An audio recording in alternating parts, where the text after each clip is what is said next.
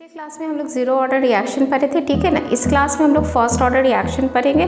First order reaction जो है ना, इसमें हम लोग डेरिवेशन पढ़ने वाले हैं, फिर ग्राफ है, हाफ लाइफ है, फिर न्यूमेरिकल्स है। डेरिवेशन बोर्ड एग्जाम में भी आता है, ठीक है, तो डेरिवेशन को भी अच्छे से देखना। तो हेडिंग दे रहे हैं first order reaction, first order reaction, ठीक है। तो फर्स्ट ऑर्डर रिएक्शन जो होगा वो क्या, देखो इधर रिएक्टेंट है, रिएक्टेंट क्या दे रहा है, प्रोडक्ट दे रहा है। अब इसका रेट लिखोगे तो रेट इज इक्वल टू, पता ही थे कि रिएक्टेंट साइड है तो माइनस साइड लगाओगे, तो माइनस डी आर बाई क्या लिखोगे इसको, minus d r by d t is equal to क्या, के आर पे पावर क्या हो जाएगा 1, क्योंकि ये फर्स्ट ऑर्डर रिएक्शन है, ठीक है। अब इसको जरा देखना, आर को हम इस साइड ले आ रहे हैं तो हम इसको ऐसे लिख सकते हैं डी आर बाई आर, ठीक है, is equal to minus k d T को इस साइड ले गए, माइनस साइड भी उधर ले गए, minus k d t. Integrating both side, दोनों साइड हम इंटीग्रेशन कर रहे हैं, integrating both side we get क्या हो जाएगा, integration d r by r is equal to constant के बाहर डी टी, ठीक है। डी आर बाई आर का इंटीग्रेशन हम लोग ले लिए एल एन आर, कोई प्रॉब्लम नहीं, ठीक है। L n r is equal to क्या, माइनस के टी, और कांस्टेंट लगाते हैं ना इंटीग्रेशन में, प्लस सी। मान लो जैसे उसमें बताए थे कि टाइम क्या है 0, तो आर जो है वो किसके बराबर होगा, इनिशियल रिएक्टेंट के बराबर होगा, यहाँ कोई प्रॉब्लम नहीं ना। नेक्स्ट जो हम बताए कि जब टी 0 होगा तो आर किसके बराबर होगा, आर नॉट के बराबर। तो जहाँ यहाँ पे टी 0 है और आर किसके बराबर है, आर नॉट के बराबर, तो सी इज इक्वल टू क्या हो जाएगा, एल एन आर नॉट। यहाँ भी कोई प्रॉब्लम नहीं, सी इज इक्वल टू क्या हो गया, एल एन आर नॉट, ठीक है। अब उसके बाद ये इक्वेशन 1 रखो, putting the value of c in equation 1, हम रख रहे हैं पुटिंग दी, ठीक है, putting the value of c, ठीक, in equation 1, in equation 1 we get क्या आ जाएगा, यहाँ सी पे एल एन आर नॉट रख देंगे, तो ये देखो l n r is equal to minus k t plus क्या लिखे, एल एन आर नॉट, कोई प्रॉब्लम नहीं, ठीक है। अब उसके बाद आ जाओ के यहाँ से निकालो, के इज इक्वल टू क्या लिखेंगे, 1 बाई टी, और देखो एल एन जो है, अगर हम लॉग को हम लोग डिवाइड, सब्ट्रैक्ट रहेगा तो डिवाइड करते हैं, ठीक है ना, और मल्टीप्लिकेशन जो रहा तो एडिशन होता है, ठीक है। तो सब्ट्रैक्ट में हम लोग डिवाइड किए और एडिशन में हम लोग मल्टीप्लाई करेंगे, तो यहाँ पे k इज इक्वल टू क्या हो गया, 1 बाई डी, और यहाँ सब्ट्रैक्शन है तो हम इसको लिख सकते हैं l n r not by r, ठीक है। सब्ट्रैक्शन था तो लॉग किस में चला गया, डिवाइड में चला गया। अब उसके बाद ज़रा देखो एल एन से लॉग में जाने के लिए याद रखना, बता भी चुके हैं तुम लोग को, 2.303 हो जाएगा, डिवाइडेड बाई क्या हो जाएगा, टी लॉग, यहाँ क्या लिखे, आर नॉट बाई आर। ये न्यूमेरिकल्स के लिए फॉर्मूला तैयार हो गया। के यहाँ रेट कांस्टेंट है, टी टाइम है, आर नॉट इनिशियल है, और आर क्या है, फाइनल रिएक्टेंट है। एक बार इसको पूरा देख लो, कोई प्रॉब्लम नहीं ना, ठीक है। अब उसके बाद इसका हम लोग क्या पढ़ेंगे, हाफ लाइफ पढ़ेंगे। यहाँ देख लो ध्यान से, यहाँ सी का वैल्यू पे एल एन आर नॉट रखे हैं, ठीक है।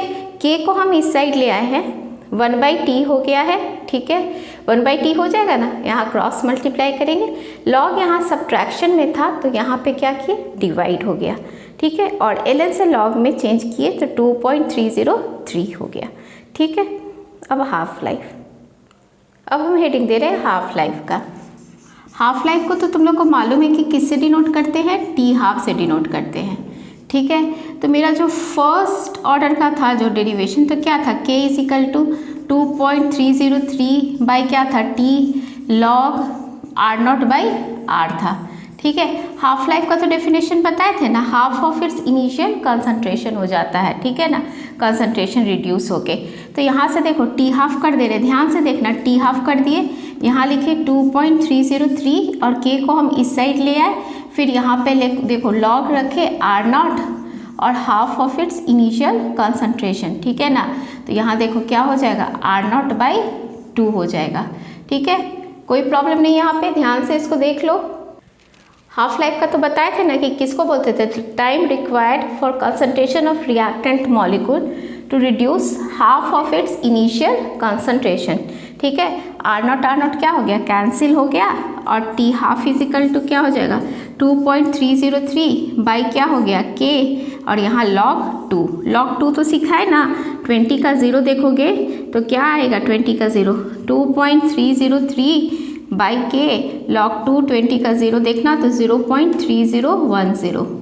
ठीक है, ये log 2 का वैल्यू हो गया। अब दोनों को तुम लोग मल्टीप्लाई कर दोगे तो आ जाएगा 0.693। ठीक है ना, तो टी हाफ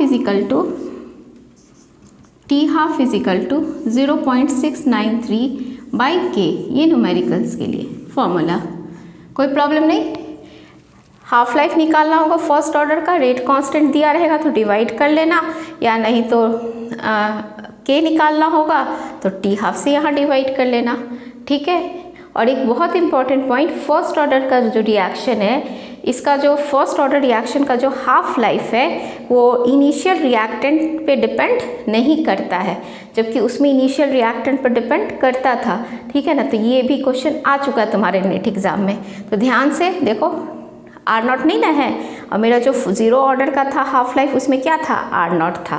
तो ये पॉइंट तुम लोग यहाँ नोट कर सकते हो कि half life of A first order reaction does not depends on initial concentration of reactant. ठीक है, अब उसके बाद अभी ग्राफ पढ़ते हैं। ठीक है, अब हेडिंग दे रहे हैं graph of first order reaction, graph of first order reaction. ठीक है, तो जैसे 0 ऑर्डर का बनाए थे ना, कंसंट्रेशन ऑफ रिएक्टेंट जैसे जैसे टाइम जाता है क्या होता है, डिक्रीज होता है। तो हम लोग ग्राफ बना लेंगे सेम वैसे ही। दोनों ग्राफ में क्या चेंज रहेगा, जैसे यहाँ पे क्या है, टाइम है, दोनों के फॉर्मूला में इसमें क्या आ गया, लॉग आ गया था, इसमें क्या आ गया था, लॉग। तो यहाँ पे हम लोग लिख रहे हैं concentration of reactant, concentration of क्या लिखे, रिएक्टेंट। ये हो गया स्लोप इज इक्वल टू क्या था, माइनस के, यहाँ क्या लिख दे, ln r नॉट, और यहाँ क्या हो गया ln r। दोनों का ग्राफ सेम है, बस उसमें ln नहीं था 0 ऑर्डर में और इसमें ln था, इसलिए ध्यान से। ठीक है ना, यहाँ से क्वेश्चन आया था, बताए थे ना बोर्ड एग्जाम में, ग्राफ बनाना था, ग्राफ दिया हुआ था और पूछ रहा था कि 0 ऑर्डर है कि फर्स्ट ऑर्डर है। अब जरा सा आ जाओ, एक और ग्राफ देख लो जरा, और यहाँ पे log r not by r लिख दिए, कंसंट्रेशन ऑफ रिएक्टेंट है। ठीक, तो इसका ऐसे बन जाएगा slope is equal to k by 2.303 हो जाएगा। ठीक है, अब चलो नेक्स्ट ग्राफ है रेट का, जैसे 0 ऑर्डर में सिखाए थे ना वैसे ही। ठीक है, इधर हम लोग लिख रहे हैं रेट, इधर लिख रहे हैं concentration of reactant, concentration of reactant. ठीक है, तो ये हो गया। नेक्स्ट एक हाफ लाइफ का भी बता दे रहे हैं, क्या था कि हाफ लाइफ जो है वो इनिशियल कंसंट्रेशन ऑफ रिएक्टेंट पर डिपेंड नहीं करता है। तो यहाँ पे हम टी हाफ लिख दे रहे हैं और यहाँ लिख दे रहे हैं इनिशियल कंसंट्रेशन। ठीक है, इनिशियल कंसंट्रेशन क्या था, आर नॉट, नहीं डिपेंड करेगा। तो कैसा ग्राफ बनेगा, कांस्टेंट का, पैरेलल टू एक्स एक्सिस बनेगा। ठीक है, ग्राफ क्लियर ना, अब आगे बढ़ते हैं। ठीक है, अब हम लोग फर्स्ट ऑर्डर से है ना सारा क्वेश्चन बनाएंगे, पर एक चीज़ हम 0 ऑर्डर का है ना हाफ लाइफ का एनसीईआरटी में नहीं दिया हुआ है, पर हम 0 ऑर्डर का भी हाफ लाइफ का ग्राफ बता देते हैं। ठीक है ना, तो 0 ऑर्डर का हाफ लाइफ का तो मालूम था ना, r not divided t half is equal to क्या था, are not divided by 2k था। तो ये देखो टी हाफ हो गया। ठीक है ना, और यहाँ हो गया initial concentration of reactant, initial concentration of क्या लिख दिए, रिएक्टेंट। ठीक है, मतलब क्या, आर नॉट। ये हो गया तुम्हारा स्लोप। ठीक है ना, तो ये इसको लिख सकते हो ना, ये जो थीटा है, तो स्लोप इज इक्वल टू क्या हो जाएगा, slope is equal to tan theta, और tan थीटा किसके बराबर हो गया, 1/2k के बराबर हो गया। ठीक है ना, ये हाफ लाइफ ऑफ किसका हो गया, 0 ऑर्डर रिएक्शन हो गया। ठीक है, अब चलो न्यूमेरिकल्स बनाएंगे। चलो अब क्वेश्चन बनाएंगे। ठीक है ना, फर्स्ट ऑर्डर रिएक्शन से क्वेश्चन दिया हुआ है, एनसीईआरटी का सबसे पहले क्वेश्चन कर लेंगे, ठीक है ना। उसके बाद कंपटीशन का आया हुआ करेंगे और बोर्ड एग्जाम का आया हुआ। ऐसे ही एक क्वेश्चन है ना, बोर्ड एग्जाम में भी आया था, यहाँ 1/16 के जगह है ना 1/10 लिखा था, सारा चीज़ सेम था, ठीक है। तो चलो पहले क्वेश्चन देख लेते क्या है। क्वेश्चन है the rate constant for a first order reaction is 60 second inverse, मतलब के दिया हुआ है, क्या दिया हुआ है, के दिया हुआ है।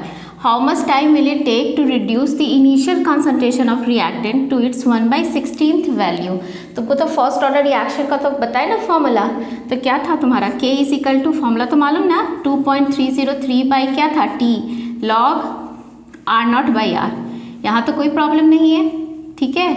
के दिया हुआ टाइम निकालना है तो टाइम को इधर ले आओ, तो क्या लिखोगे 2.303, के कितना दिया हुआ है 60 सेकेंड इनवर्स, 60 दिया हुआ है लॉग, ठीक है, ये R0, और क्या बोल रहा है कि initial concentration of reactant to its 1/16 value, मतलब क्या हो जाएगा R0 बाई क्या 16, तो ये काट दिया R0, तो क्या हो जाएगा T is equal to 2.303 by क्या 60 इंटू लॉग 16, ठीक है ना। लॉग 16 के लिए क्या करो 4 का स्क्वायर कर दो या 2 टू दी पावर 4 कर दो, ठीक है। तो t इज इक्वल टू हम लोग लिख रहे हैं 2.303 बाई क्या है 60, हम लॉग 16 को हम लोग क्या लिख सकते हैं ऐसे, देखो 4 का क्या किए स्क्वायर कर दिए, आगे जो पावर है आगे आ जाता है, तो 2 इंटू क्या हो जाएगा लॉग 4। लॉग 4 सिखाए ना, क्या सिखा है 40 का 0 देखने के लिए और डेसिमल लगा देने के लिए, तो क्या हो जाएगा इसमें t is equal to 2.303 by 60 into 0.6021। देखना लॉग 4 के लिए 40 का 0 लॉग टेबल में, ठीक है। अब इसको मल्टीप्लाई करके डिवाइड कर दो, ठीक है ना। मल्टीप्लाई करके डिवाइड करोगे तो आंसर आ जाएगा 4.61, राउंड अप कर दोगे तो 4.62 हो जाएगा, 10 टू द पावर -2 सेकेंड, क्योंकि रेट कांस्टेंट सेकेंड इनवर्स में था, इसीलिए टाइम हम किस में दे रहे हैं, सेकेंड में दे रहे हैं। बोलो क्लियर, कोई प्रॉब्लम नहीं। चलो नेक्स्ट क्वेश्चन देखो। नेक्स्ट क्वेश्चन, अच्छा ऐसा बोले थे ना बोर्ड एग्जाम में आया था, तो 1/16 की जगह 1/10 था, तो यहाँ क्या हो गया log 10 हो गया, ठीक है। log 10 कितना होता है 1, आराम से इजीली बन जाना था, ठीक है। चलो next question, calculate the half life of A first order reaction from the rate constant given below. Half life निकालना है, और ये कितना सिंपल क्वेश्चन है, एक क्वेश्चन 2 मार्क्स का एग्जाम में आता है, ठीक है। तो देखो ए के लिए हाफ लाइफ निकालना है, तो t half is equal to सिखाए थे ना फर्स्ट ऑर्डर रिएक्शन का 0.693 बाई क्या सिखाए थे, के सिखाए थे। तो क्या करोगे 0.693, के कितना दिया हुआ है 200 सेकेंड इनवर्स, तो 200 से इसको डिवाइड कर दो, बहुत सिंपल ना।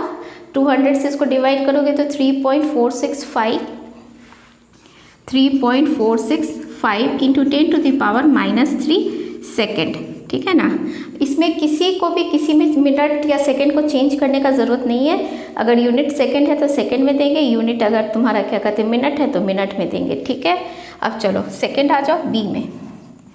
बी में फिर वही है टी हाफ निकालना है, तो t half is equal to 0.693, k कितना दिया हुआ है 2 दिया हुआ है, डिवाइड कर दो तो आ जाएगा तुम्हारा कितना आ जाएगा, इसको डिवाइड करोगे तो 0.3465 मिनट। देख लो इसको 2 से डिवाइड कर दिए तो 0.3465 मिनट हो गया।